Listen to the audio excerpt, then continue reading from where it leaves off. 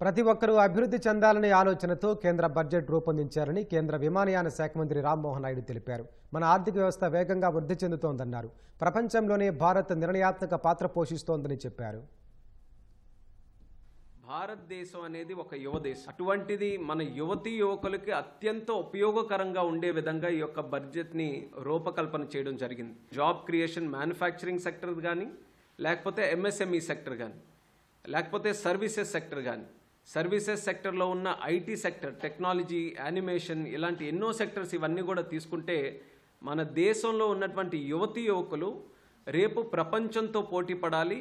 అలాగే వాళ్ళ తాలూకా స్కిల్లింగ్ రేపు భవిష్యత్తులో వస్తున్నటువంటి టెక్నాలజీస్కి అనుగుణంగా ఉండాలనే ఆలోచనతో ఈ రోజు నుంచే దానికి స్టెప్స్ వేయడం జరుగుతుంది.